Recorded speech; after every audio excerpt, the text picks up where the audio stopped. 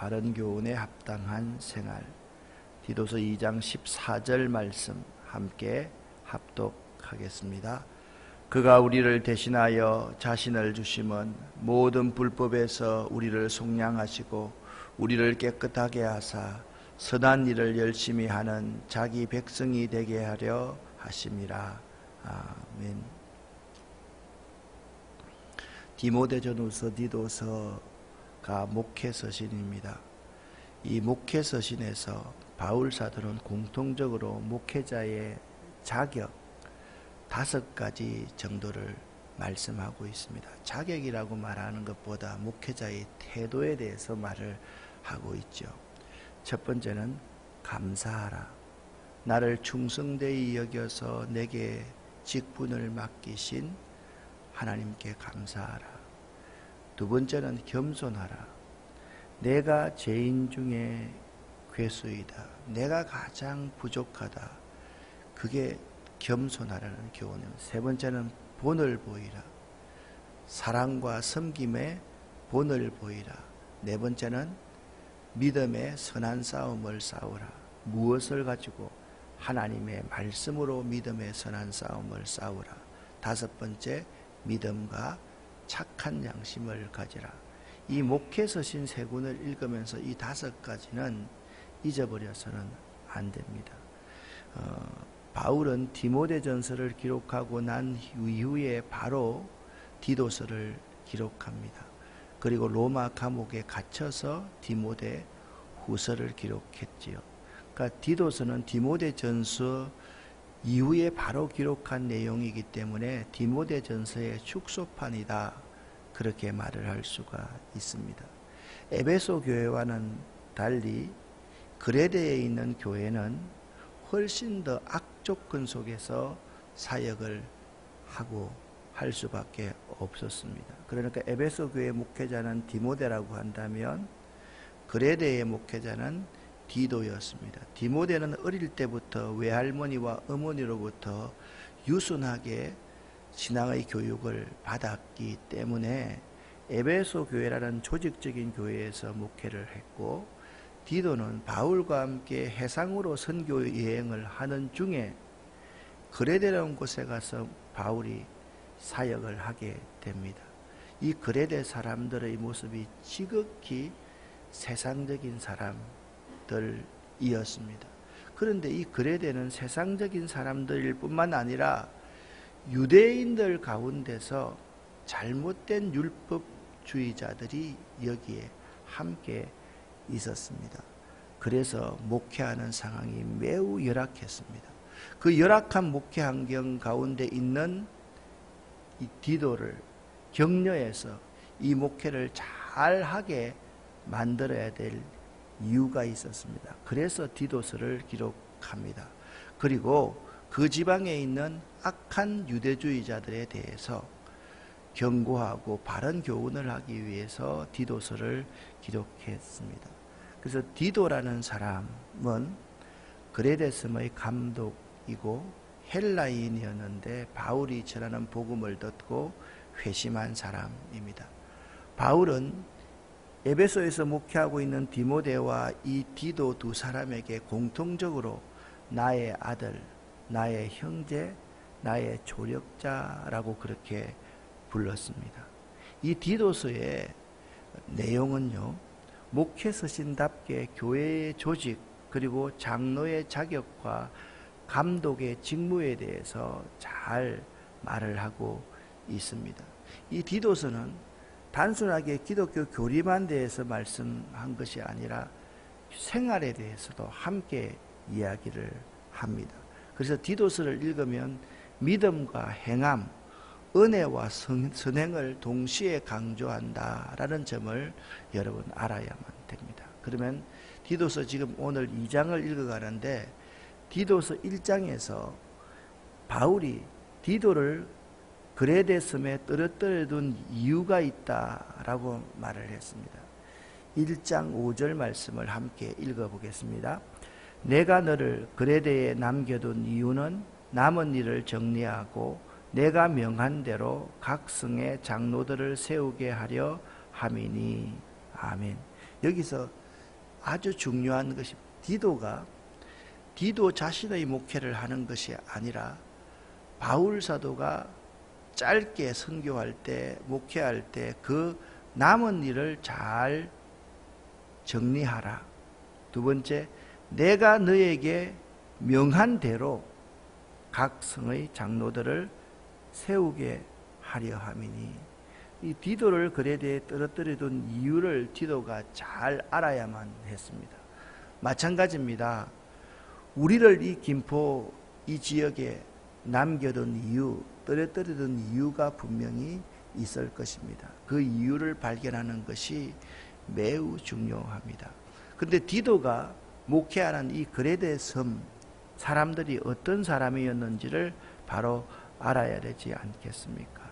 여러분, 이렇게 말합니다. 12절 말씀 함께 읽겠습니다.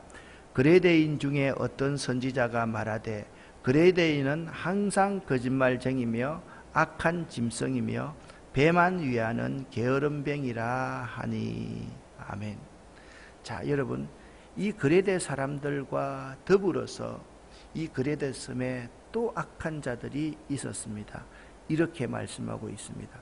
불순종하고 헛된 말을 하며 속이는 자가 많은 중 할레파 가운데 특히 그러하니. 그렇게 말합니다. 여러분, 할레파는 유대인들이고 무할레파는 이방인들임을 잘 알고 있지 않습니까? 그러니까 그레데 섬에는 두 가지의 아주 성품을 가진 사람들이 있었다라는 것을 알 수가 있습니다. 교회는 있잖아요. 초대교회에 바울 사도는 직분자를 세울 때 가장 중요하게 생각했던 점이 있습니다. 우리는 생각할 때 직분자를 세울 때 가장 중요한 것을 믿음이다, 그렇게 말을 하는데요. 믿음보다 더 우선적으로 보는 것이 있습니다. 데살로니가서로부터 쭉 한번 읽어나가면 가장 중요한 것이 그 사람의 성품, 그 사람의 신앙의 인격을 가장 먼저 보았다라는 점을 여러분 알아야만 됩니다. 직분자를 선택할 때 믿음이 충만하고 그 다음에 성령이 충만하고 딱 전제하는 것은 모든 사람들에게 칭찬을 받는 자라야 할지니, 그렇게 말씀을 하고 있습니다. 사실 직분자를 선택한 중에서 믿음이 돈독하다, 이것은 굉장히 주관적일 수가 있습니다. 왜냐하면 어떤 사람이 믿음이 돈독하다고 말할 수가 있는 것입니까? 우리가 이제 지금 배웠으니까 그리스도 안에 살아가는 사람, 말씀에 따라 살아가는 사람, 그런 사람을 믿음이 돈독한 사람이라고 이야기한다라고 말을 하는데, 특히 말씀에 따라 살아가는 사람, 이 사람은요, 성품이 자체가 모든 사람과 좋은 관계를 유지하는 사람임을 알 수가 있는 것입니다. 디도가 목회하고 있는 이 곳을 악한 성품을 가진 그레데 사람들, 유대주의적 거짓 교사들의 가르침, 이 참 어려운 목회 상황이었지만 그럼에도 불구하고 목회자 디도는 이 그레데 섬에서 목회 사역을 잘 감당했습니다. 오늘날 우리들 역시 그레데 섬보다 더 심각한 제약이 득실거리는 이 사회 속에서 살고 있습니다. 이 사회 속에서 우리가 할 수 있는 일이 뭐겠습니까? 때를 얻든지 때를 얻지 못하든지 하나님의 말씀을 전파하는 것, 그리고 이 하나님의 말씀을 내 주변에 있는 충성된 사람에게 부탁하고 그들이 또 다른 사람에게 부탁하도록 인내하면서 가르치는 것, 그것이 우리가 해야 될 가장 중요한 사역 가운데 하나입니다.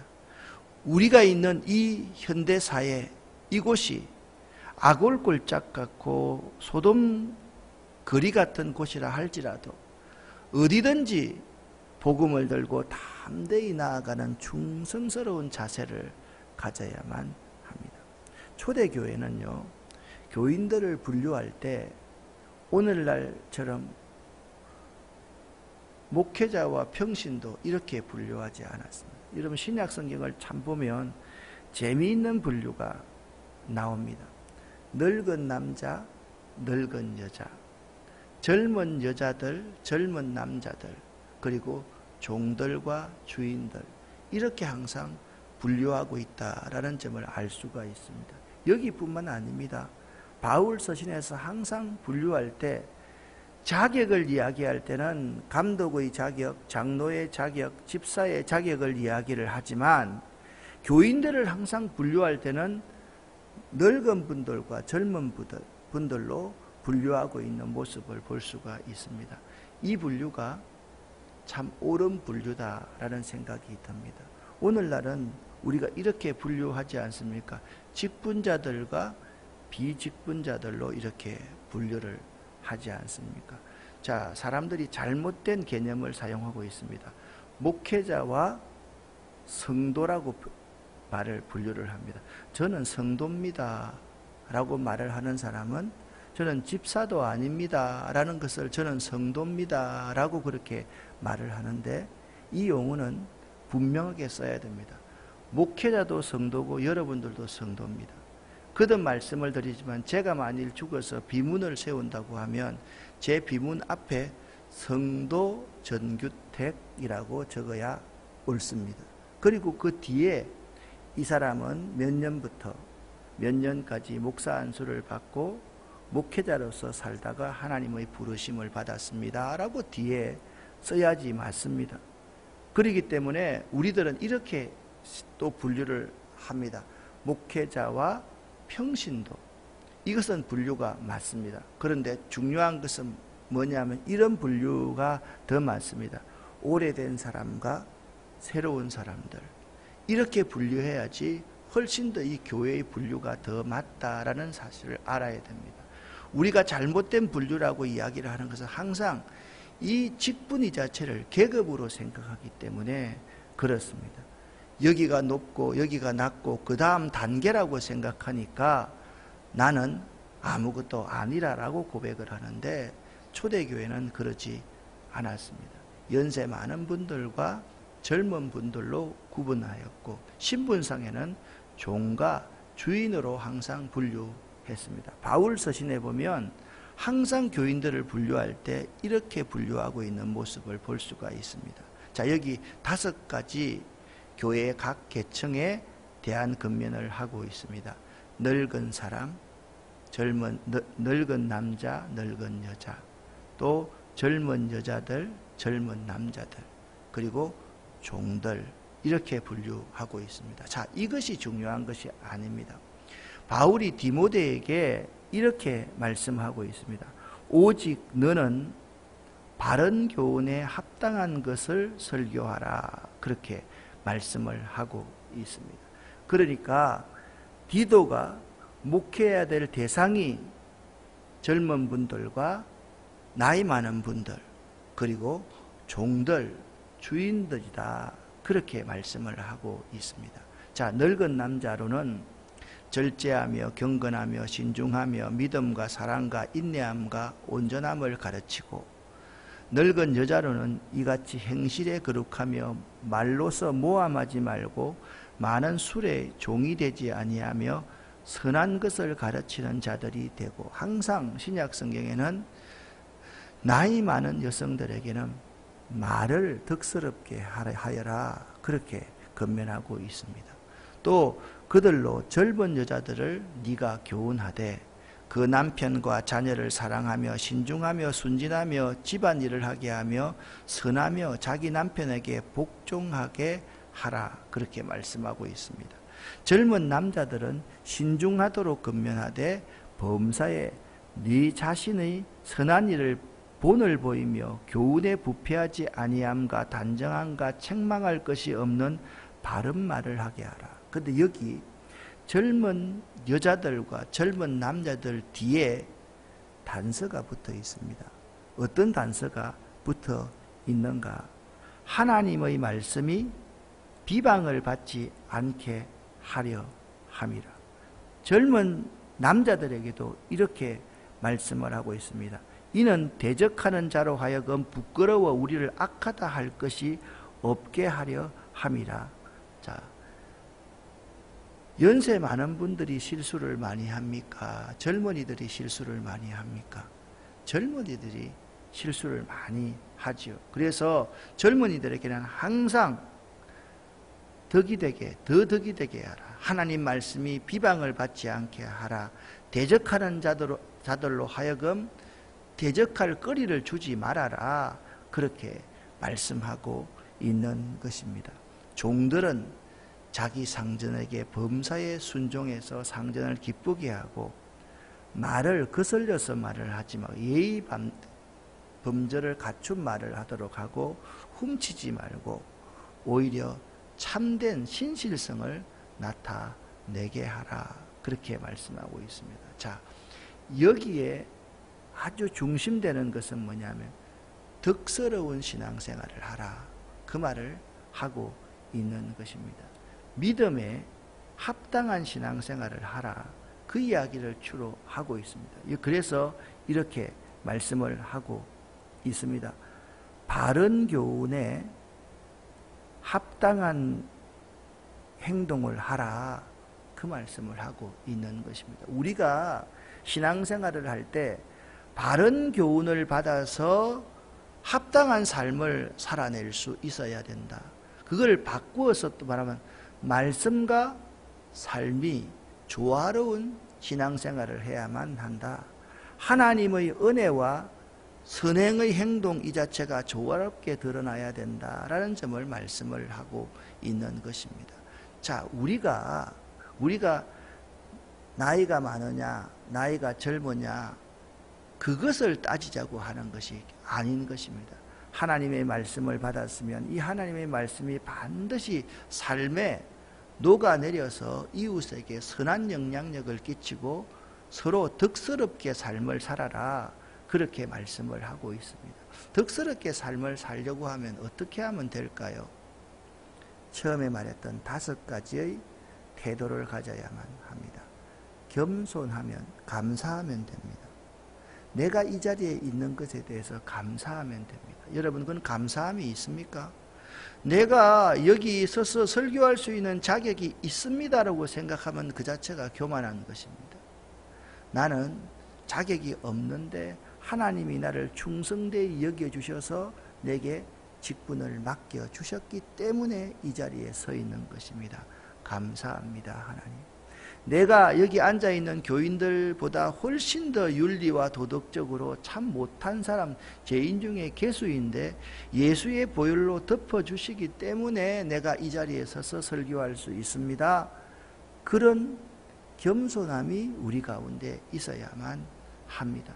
항상 말 가지고, 위치를 가지고 자기 권위를 세우려고 하지 말고 섬김의 본을 보임으로 모든 권위를 유지할 수 있어야만 합니다. 내 경험과 나의 철학이 삶이 되어서는 안 되고 하나님의 말씀으로 선한 싸움을 싸워야만 합니다. 자, 사도 바울도 마지막 감옥에서 디모데후서에서 어떻게 자기 스스로를 정리했습니까? 선한 싸움을 싸우고 나의 달려갈 길을 잘 지키고 믿음을 잘 지켰습니다 라고 말하고 있지 않습니까? 사실 그렇습니다. 우리가 믿음의 선한 싸움, 달려갈 길을 다 가고 믿음을 지키기 위해서는 하나님의 말씀으로 선한 싸움을 싸우는데, 하나님 말씀으로 선한 싸움을 싸운다고 할 때 세상과 하나님 말씀으로 싸우는 것이 아닙니다. 나 자신과의 싸움입니다. 나 자신과 치열하게 싸울 때 내가 내 인생의 중심에서 활동하고 싶을 때 나를 죽일 수 있는 것은 하나님의 뜻에 나를 복종시키는 것밖에 없다라는 점을 알아야만 됩니다. 마지막으로 믿음과 선한 싸움을 싸울 수 있어야만 합니다. 자, 교회 내에 각 계층이다 말씀드렸습니다. 연세 많은 분들과 젊은 분들, 주인과 종에 대해서 왜 이런 권면을 하고 있는 것입니까? 이런 권면을 하고 있는 이유가 11절부터 15절까지 말씀입니다. 사실상 디도서 2장에서는 11절과 15절이 핵심입니다. 그 내용이 이렇습니다. 11절 말씀입니다. 모든 사람에게 구원을 주시는 하나님의 은혜가 나타나십니다. 그 하나님의 은혜가 누구이십니까? 예수 그리스도이십니다. 예수 그리스도는 모든 사람에게 구원을 주시는 하나님의 은혜이십니다. 믿으십니까? 14절 말씀 이렇게 말합니다. 그 예수 그리스도가 우리를 대신하여서 자신을 주셨습니다. 그래서 이 자리에 감독과 늙은이들과 젊은이들이 함께 앉아서 교회에서 신앙생활을 하는 것입니다. 그러니까 교회에서 신앙생활을 하는 모든 기준은 누가 됩니까? 예수 그리스도의 삶을 따라서 하면 된다. 그렇게 말씀하고 있는 것입니다. 예수 그리스도의 삶을 따라서 신앙생활을 하면 교회 내에 갈등이라는 게 있을 수 없다. 그렇게 말씀하고 있습니다. 여러분이 오늘 이 2장 11절 말씀과 14절 말씀을 꼭 기억하시기를 바랍니다. 모든 사람에게 구원을 주신 하나님의 은혜가 나에게 나타났습니다. 그 예수 그리스도 하나님의 은혜가 나를 위해서 십자가의 대속의 죽음으로 나타나셨다라는 사실을 믿는 사람들이 성도입니다. 이 사실을 꼭 기억하시기를 예수 이름으로 간절히 축원합니다. 성도는 하나님의 은혜로 구원받은 사람들입니다. 그래서 예수 그리스도만이 우리의 모델이 되어야만 합니다. 많은 사람들은 그렇게 이야기를 합니다. 자기 교단의 교리가 모델인 것처럼 이야기를 합니다. 아닙니다. 교단의 교리보다 더 중요한 것은 하나님의 말씀이십니다. 말씀이 육신이 되어서 우리 가운데 거하시는 예수 그리스도가 우리의 모델임을 알아야만 합니다. 자, 보십시오. 모든 사람에게 구원을 주시는 하나님의 은혜가 나타나서 예수 그리스도를 통해서 우리가 양육함을 받았습니다. 복음의 5대 기억하시죠? 예수 그리스도, 그 다음에 바울, 그리고 나, 그리고 내 주변에 충성된 사람들, 또 다른 사람들입니다. 내가 하나님의 은혜로 이렇게 양육되었습니다. 우리들이 이제 어떻게 살아야만 합니까? 경건하게 살아야만 합니다. 세상 정욕을 다 버리고 신중함과 어려움과 경건하게 이 세상의 삶을 살아야만 합니다.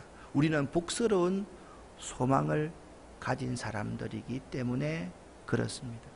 그분이 하나님의 은혜로서 우리 가운데 임하여서 우리를 위해서 십자가의 대속의 죽음을 죽으심으로 말미암아 14절입니다. 모든 불법에서 우리를 속량하시고 우리를 깨끗하게 하셨습니다. 할렐루야. 이 사실을 믿으시기를 예수 이름으로 간절히 축원합니다. 우리들 한 사람 한 사람이 이렇게 말합니다. 선한 일을 열심히 하는 그분의 백성이 되게 하려 하시려고 그분이 우리를 위해서 십자가에서 대속의 죽음을 죽었습니다. 그래서 바울 사도는 이렇게 디도에게 분명히 말씀하고 있습니다. 너는 이것을 말하고 근면하며 모든 근의로 잘못된 자를 책망하며 누구에게서든지 업신여김을 받지 말아라. 디도가 해야 될 일은 다른 것 아니었습니다. 뭡니까? 예수 그리스도의 교훈을 말하고 하나님의 말씀으로 그들을 권면하며 너에게 주신 모든 근의로 잘못된 자들을 책망하고 누구든지 너를 업신여기지 못하게 하라. 그렇게 말씀하고 있습니다. 왜 교인들을 연세 많은 분과 젊은 사람들로 구분을 하는 것입니까? 그 시대의 사역자들은 주로 젊은 사람들이었습니다. 교회는 나이를 가지고 사역하는 것이 아니지 않습니까? 그래서 디모데에게도 업수여기짐을 네 연소함을 업신여기지 못하게 하라. 그렇게 권면하고 있고 디도에게도 누구에게서든지 업신여김을 받지 말라. 우리가 업신여김을 받는 이유는 무엇입니까?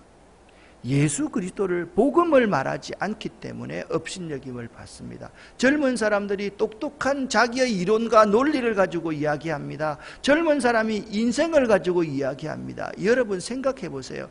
똑똑한 자기의 논리보다 세상의 만고풍상을 다 겪은 늙은 분들이 그 진리를 더 잘 깨달아 알고 있습니다. 인생을 젊은 사람들이 많이 알고 있습니까? 연세 많은 분들이 인생을 잘 알고 있습니까? 그래서 우리 사역자들이 꼭 해야 될 일이 무엇인가? 너는 이것만 말하고 이것으로 근면하며 너에게 의리지만 모든 그대로 잘못된 것을 책망하며 누구에게든지 업신여김을 받지 않게 하라. 이 점을 기억하라 말씀하고 있습니다. 여러분을 이 김포 땅에 떨어뜨려 둔 이유가 무엇인지를 꼭 한번 다시 생각해 볼 수 있기를 바랍니다. 우리가 교회에서 신앙생활을 하는 중요한 근거가 이것입니다. 2장 11절과 14절 말씀입니다. 예수 그리스도를 따라가야만 합니다.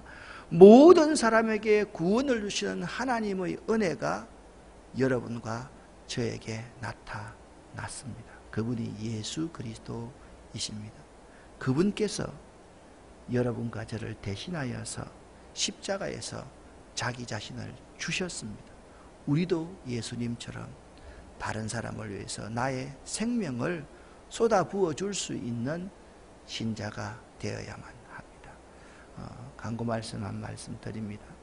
오늘 2시에 우리 준혁이, 지연이 우리 교회 청년들입니다. 결혼식을 합니다. 1시에 교회에서 출발하려고 하고 저는 주례를 맡았기 때문에 늦으면 혹시나 돌발 상황이 있으면 안 되니까 12시에 저는 제 차로 출발할 겁니다. 가실 수 있는 분들은 1시까지 교회에 오셔서 축하해 주시면 좋겠고, 결혼식 좀 더 일찍 가서 식사하고 일찍 오실 분들은 조금 이르게 여러분 한 12시 반에 출발할 수 있도록 그렇게 해주시면 감사하겠습니다. 자, 오늘 아침 11시에 우리 청년들이 교회에 도착할 겁니다. 간단하게 아이들이 씻고 오늘 또 축복송하러 청년들도 출발할 겁니다. 청년들 잘 도착할 수 있도록 기도해 주시기를 바랍니다. 기도하겠습니다. 하나님 아버지 감사합니다. 오늘도 우리에게 예수의 보혈을 덮어주시고 우리의 자녀와 손들에게 예수의 보혈을 덮어 주시옵소서. 너는 이것만 말하고 이것으로 근면하며, 그렇게 말씀하시는 주님의 말씀 꼭 명심하고 살아가는 저희들 될 수 있도록 도와주시옵소서. 이 김포 땅에, 이 운양동에 저희들을 떨어뜨려 둔 이유가 무엇인지 다시 한번 생각하는 새벽 될 수 있도록 도와주시옵소서. 예수 그리스도 이름으로 축복하옵고 간절히 기도 올립니다. 아멘.